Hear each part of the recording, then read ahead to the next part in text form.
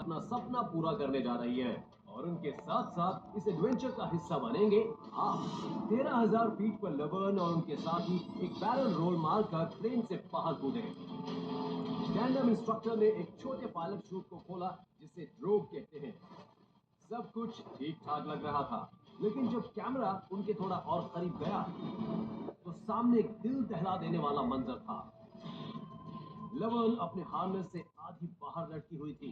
Ground से तकरीबन 3 kilometre ऊपर उनका अपर बॉडी स्ट्रैप कंधे से फिसलकर नीचे आ गया था और उनकी शर्ट ऊपर उठकर उनकी आंखों के सामने आ गई थी। यानी वो हवा में है और उन्हें कुछ नजर नहीं आ रहा। बस इतना समझ लीजिए कि स्ट्रैप में अटके उनके घुटने और उनके पार्टनर की कांपती ग्रिप ने उन्हें नीचे गिरने से रोक रखा है। लवर्न के पार्टनर ने उन्हें पकड़ रखा है। वो उन्हें छोड़कर कुछ और नहीं कर सकते। अब जो करना है लवर्न को करना है। अब खुद को लवर्न के हार्नेस में रखकर सोचिए, इस स्थिति में आप क्या करेंगे? ए, अपने पार्टनर का रिप कॉर्ड लेकर मेन शूट को खींचेंगे। बी, विंड रेजिस्टेंस यानी हवा को रोकने के लिए अपनी बाहों को चील की तरह फैला देंगे। या सी, अपने पैरों को कसकर पकड़ के एक खतरनाक राइड के लिए तैयार हो जाएंगे।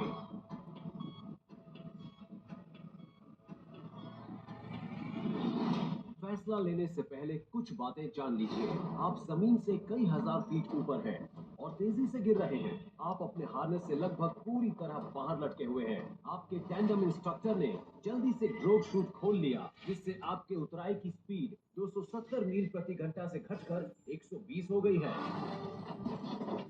लेकिन राहत की कोई बात नहीं है, क्योंकि इसके बावजूद आप 170 फीट पर सेकंड की स्पीड से नीचे गिर रहे हैं। समझिए कि एक छींक में आप एक 20 स्टोरी बिल्डिंग की लंबाई पार कर रहे हैं। इसके हिसाब से आपको जमीन से टकराने में 1 मिनट से भी कम का वक्त लगेगा। यानी करो या मरो की स्थिति है। तो क्या होगा आपका फैसला? ए, बी या फिर सी? सोचकर कदम उठाइए। इस हालत में क्या करेंगे आप ग्राउंड की तरफ तेजी से बढ़ रहे हैं। ऐसे में अपने पार्टनर का रिप कॉर्ड लेकर मेन शूट खोलने से नीचे गिरने की आपकी स्पीड कम हो सकती है। वैसे भी जब आप जमीन की तरफ एक बुलेट ट्रेन की स्पीड से बढ़ रहे हो और ऐसे में अगर कोई तरीका आपकी इस बुलेट रफ्तार को कम कर सके तो इसमें हर्ज ही क्या है। कैनोपी के खुलते ही आपकी स्पीड 120 मील प्रति घंटा से महज 18 मील प्रति घंटा हो जाएगी। लेकिन गति में जब इतनी तेजी से कमी आती है तो इसमें लगने वाला फोर्स ग्रेविटी का 4 गुना होता है। यानी टेक ऑफ के वक्त एस्ट्रोनॉट को लगने वाले झटके से भी कहीं ज्यादा।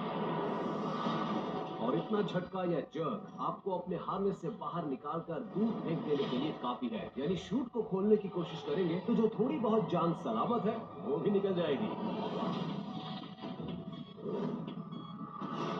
नीचे जाने की रफ्तार कम करने के लिए अपनी बाहों को चील की तरह फैलाकर हवा को रोकना भी एक तरीका हो सकता है। लेकिन ऐसा करते ही हार्नेस में फंसाए रखने का सारा दारोमदार आपके पैरों पर आ जाएगा। ये आइडिया एक सर्कस आर्टिस्ट के लिए तो काम कर सकता है, क्योंकि वहां उसे तेज हवाओं और मौसम के खतरनाक पहलुओं का सामना नहीं करना पड़ता। लेकिन यहाँ मामला अलग है। इसलिए बाहों को फैलाने से आप हवा को रेजिस्ट तो कर सकते हैं, लेकिन इससे जानलेवा स्पाइरल में फंसने का खतरा है।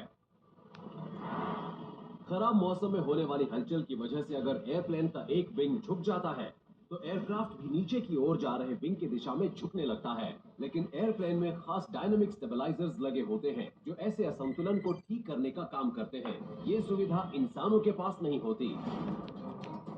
तेज हवा के फोर्स से आपका एक हाथ भी नीचे की तरफ झुक सकता है, जिससे आप एक ऐसे गोल चक्कर में फंस जाएंगे जिस पर काबू पाना मुश्किल होगा और जो आपको स्क्रू की तरह हार्नेस से निकालकर बाहर फेंक देगा।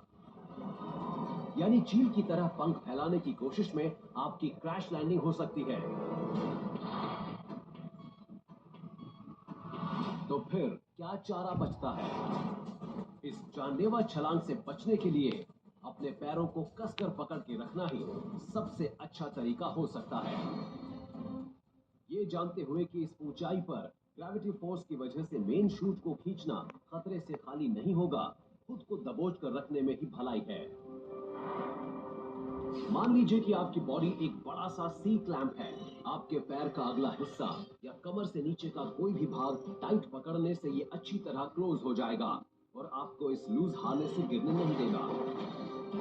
लवर्न ने ऐसा करके अपने आप को हवा में सेफ रखा और उनके इंस्ट्रक्टर को मेन शूट खोलने का हौसला और वक्त मिल गया। शुक्र है शुरुआती झटका सहन करने के बाद अपने इस कभी ना भूल पाने वाले जन्मदिन को सेलिब्रेट करने के लिए वो कुछ ही मिनटों में जमीन पर ठीक ठाक हालत में वापस पहुंच गई।